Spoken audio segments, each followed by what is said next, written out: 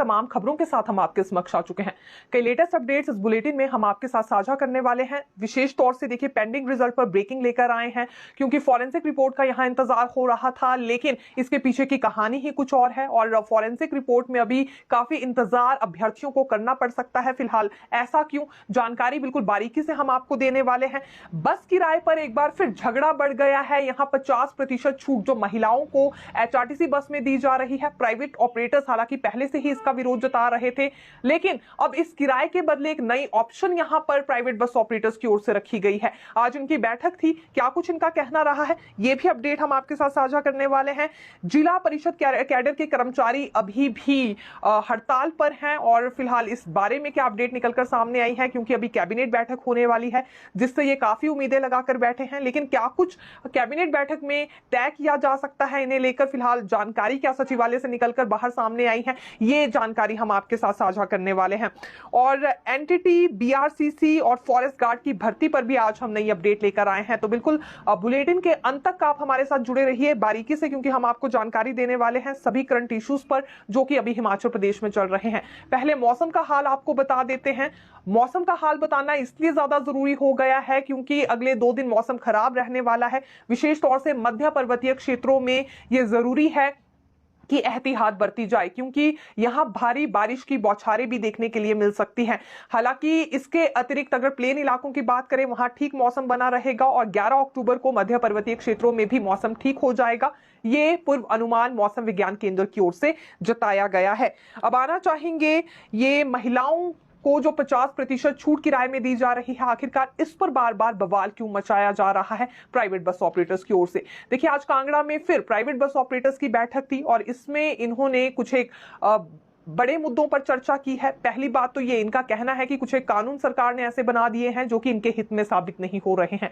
दूसरी बड़ी बात इनकी ओर से ये कही जा रही है कि जो महिलाओं को 50% छूट दी जा रही है एचआरटीसी में, ये इनके लिए घाटे का सौदा है और यदि ये निर्णय वर्तमान सरकार वापस नहीं ले सकती है तो बदले में पूरी भरपाई इन्हें दी जाए सरकार की ओर से। ये मांग इन्होंने रखी है। हालांकि अब सरकार इस पर क्या डिसीजन लेती है फिलहाल ये हमें देखना होगा। देखिए दूसरी बड़ी बात इनकी ओर से ये कही गई है कि सीटिंग कैपेसिटी बढ़ाने पर भी इन्हें अनुमति दी जानी चाहिए और जल्दी ही इसे लेकर आरटीए की मीटिंग बुलाई जानी चाहिए ताकि अनुमति इन्हें प्रदान की जा सके। अभी हाल ही में एक और डिसीजन हुआ है जिसमें यह माना जा रहा है कि जो रूट परमिट ट्रांसफर है उसमें प्रतिबंध लगाया जाएगा।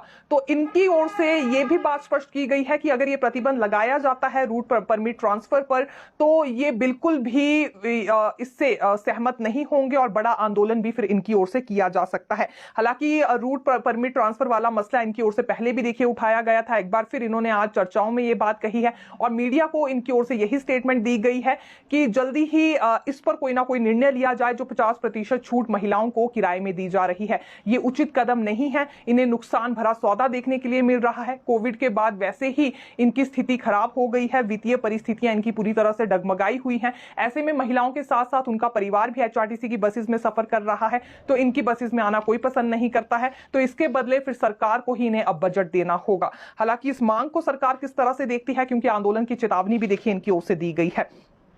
अब एचआरटीसी ड्राइवर यूनियन पर आना चाहेंगे। इनकी ओर से भी एक मांग रखी गई है। हालांकि काफी ज्यादा भड़कते हुए तेवर में ये नजर आ रहे हैं। कारण इसका ये है कि इनका कहना है कि कुछ एक डिपुओं में यार्ड मास्टर को ही कुछ एक ड्यूटीज दे दी गई है, अड्डा इंचार्ज की भी, और बाकी कार्यभार भी उसी पर सौंपा गया है, जिस वजह से परेशानी इनके समक्ष ये आ रही है कि फिटनेस सर्टिफिकेट इन्हें बसेस का नहीं मिल पा रहा है।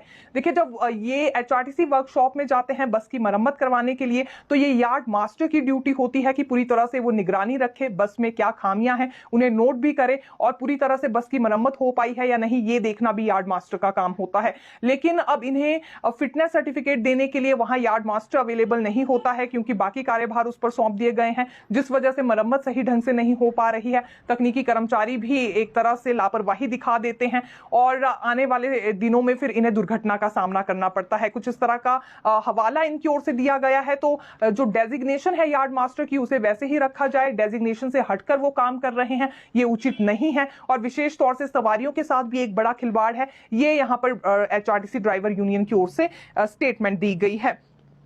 हालांकि देखिए इन दिनों काफी ज्यादा एचआरटीसी बसेस दुर्घटना का शिकार हो रही है, तो इनकी ओर से ये माना जा रहा है कि कारण ये भी है, जब सही से मरम्मत नहीं होगी, फिटनेस सर्टिफिकेट नहीं दिया जाएगा, तो कैसे ही किसी बस को फिर ये दुरुस्त मान सकते हैं, और सड़कों पर चलाना उसे इनके लिए भी जोखिम भरा रहता है। जिला परिषद कैडर से जुड़ी अपडेट आपको दे देते हैं, क्योंकि अब लगभग 9 दिन हो गए हैं ये पेन डाउन स्ट्राइक पर है, और एक ही बात इनकी ओर से बार बार दोहराई जा रही है। इनका ये मानना है कि जब तक इन्हें मर्ज नहीं कर दिया जाता है पंचायती राज विभाग में, तब तक अपनी हड़ताल ये वापस नहीं लेंगे। दूसरी ओर सरकार की ओर से अब नया रास्ता निकाला गया है कि कैबिनेट सब कमेटी बनाई जाएगी। ये मंत्री अनिरुद्ध सिंह की ओर से ही बार बार स्टेटमेंट दी जा रही है कि जल्द ही ये कैबिनेट सब कमेटी बनाएंगे और अपनी इस बात को 11 अक्टूबर की कैबिनेट बैठक में रखने वाले हैं। अब फिलहाल इतना इंतजार करने के लिए ये जिला परिषद कैडर के कर्मचारी अधिकारी तैयार नहीं है, क्योंकि इनकी ओर से ये माना जा रहा है कि अगर इतना ही इंतजार करना होता तो ये पेन डाउन स्ट्राइक पर नहीं जाते। और कमेटी इनके लिए पूर्व सरकार ने भी बनाई थी, लेकिन बाद में हुआ कुछ नहीं, इसलिए अब इन्हें कमेटी के कार्य पर भरोसा नहीं है, बल्कि एक टुक निर्णय इनके लिए लिया जाए मर्जर पर, और जब तक ये आदेश जारी नहीं होते तब तक अपनी हड़ताल से ये नहीं उठने वाले हैं। एडीसी की ओर से इन्हें नोटिस जारी हुए थे, उन नोटिस का जवाब भी इनकी ओर से देखिए नहीं दिया गया है। एक्शन की तैयारी अब कुछ जिला परिषद कैडर के कर्मचारियों और अधिकारियों पर की जा रही है। और तीसरी ओर एक और एंगल सामने आया है, जहां पर कुछ एक पंचायत प्रतिनिधि भी देखिए पूरी तरह से इनके समर्थन में उतर गए हैं। इन पंचायत प्रतिनिधियों की ओर से ये कहा जा रहा है कि ये बिल्कुल जेन्युइन डिमांड रख रहे हैं, ये जल्दी पूरी होनी चाहिए, और ये भी तब तक इनका समर्थन करेंगे जब तक ये हड़ताल पर बैठेंगे, और मर्जर की डिमांड जब तक इनकी पूरी नहीं हो जाती है, पंचायती राज विभाग में इन्हें मर्ज किया जाए ताकि ओपीएस समेत अन्य लाभ इन्हें मिल सके। ये बात यहां पर बार बार जिला परिषद कैडर के कर्मचारियों की ओर से कही जा रही है।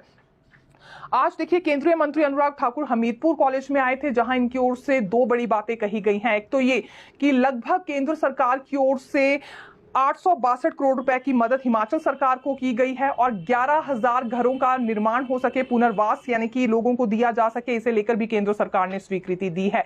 इसके अतिरिक्त एनडीआरएफ के जवान भी भेजे गए थे और भारतीय वायुसेना के हेलीकॉप्टर भी भेजे गए थे। उसके बावजूद सीएम सुक्खू कह रहे हैं कि कोई मदद केंद्र सरकार की ओर से नहीं की जा रही है। ये स्टेटमेंट आज यहाँ बिल्कुल अनुराग ठाकुर की ओर से दी गई है। लेकिन दूसरी ओर मुख्यमंत्री का कहना है कि महज 200 करोड़ रुपए की मदद दी गई है केंद्र सरकार की ओर से हिमाचल सरकार को। और उप मुख्यमंत्री मुकेश अग्निहोत्री का भी ये मानना है कि यहां कांग्रेस की सरकार है, इसलिए भेदभाव किया जा रहा है हिमाचल के साथ, केंद्र सरकार यहां की कोई मदद नहीं कर रही है। जिस प्रकार से उत्तराखंड में आई बाढ़ में केदारनाथ के लोगों को मदद दी गई थी, वैसी ही मदद यहां भी दी जानी चाहिए, वैसा ही विशेष पैकेज हिमाचल को भी मिलना चाहिए था। लेकिन जानबूझकर केंद्र सरकार मदद नहीं करना चाह रही है। लेकिन देखा जा सकता है कि भाजपा के जितने भी बड़े नेता हैं, यानी कि जितने भी केंद्रीय नेता हैं, वो साफ साफ ये कह रहे हैं कि लगभग 862 करोड़ रुपए की मदद हुई है। इसके अतिरिक्त एनडीआरएफ के जो जवान भेजे गए थे ताकि यहां जल्द से जल्द राहत एवं बचाव कार्य शुरू किया जा सके,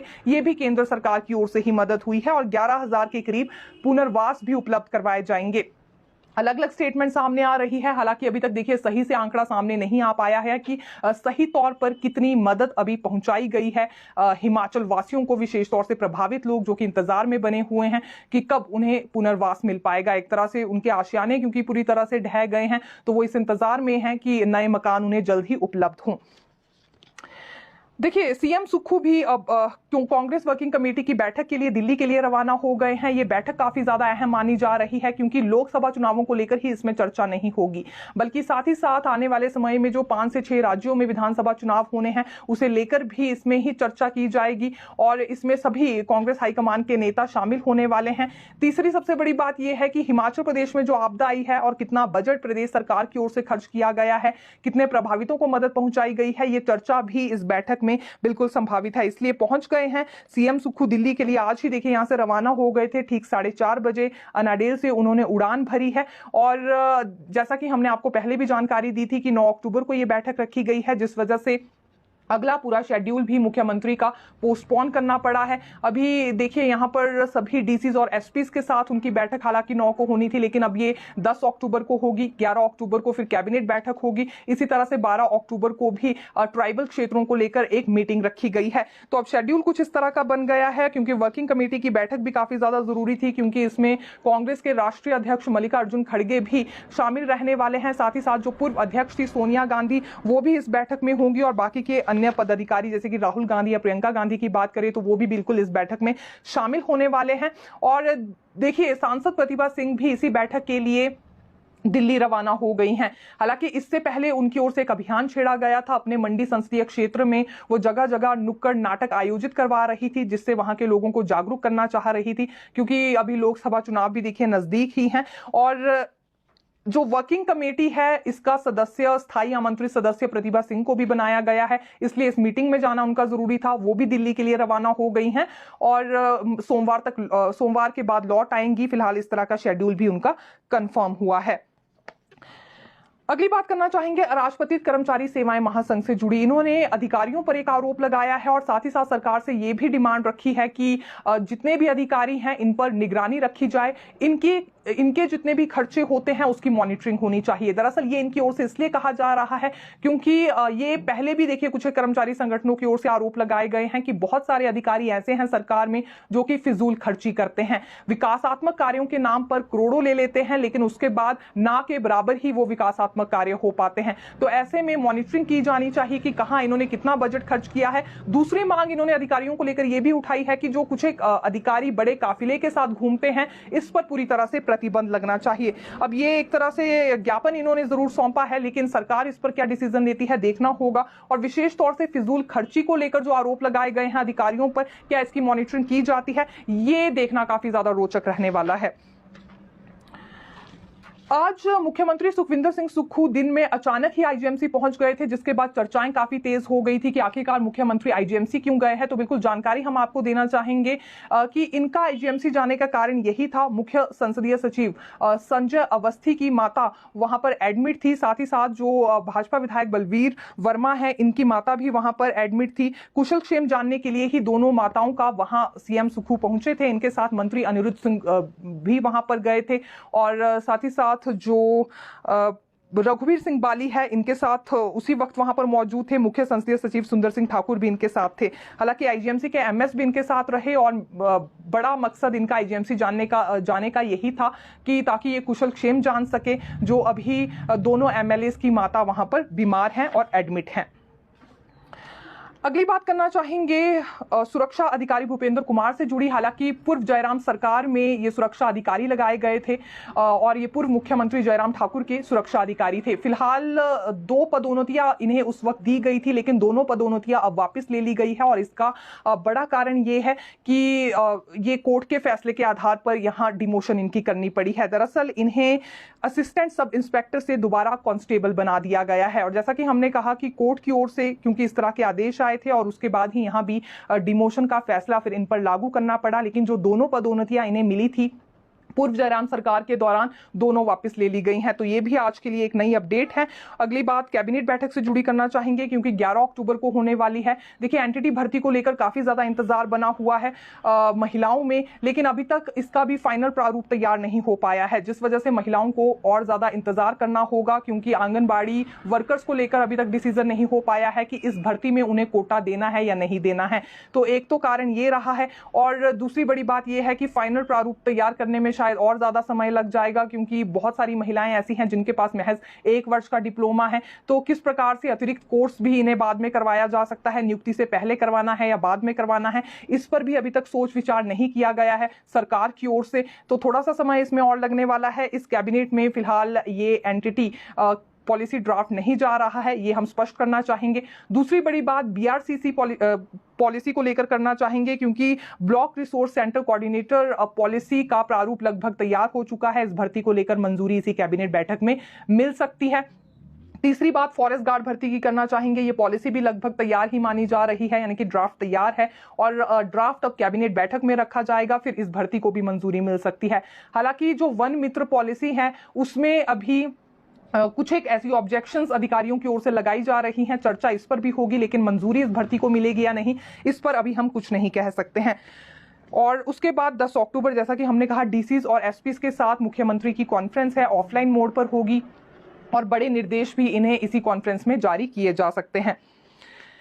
बिजली बोर्ड के कर्मचारियों को इंतजार बना हुआ है कि इनके लिए ओपीएस कब बहाल होगी। हालांकि अभी सर्विस कमेटी की बैठक की तिथि ही यहां पर देखिए निर्धारित नहीं हो पाई है और ये वित्त सचिव की ओर से ही तिथि दी जाएगी, अभी तक नहीं ली गई है। लेकिन इसके बावजूद हमें देखने में ये आया है कि यहां बिजली बोर्ड की ओर से जरूर सभी प्रक्रियाएं पूरी कर ली गई है। एक तरह से अपना काम करना इन्होंने अपने स्तर पर शुरू कर दिया है।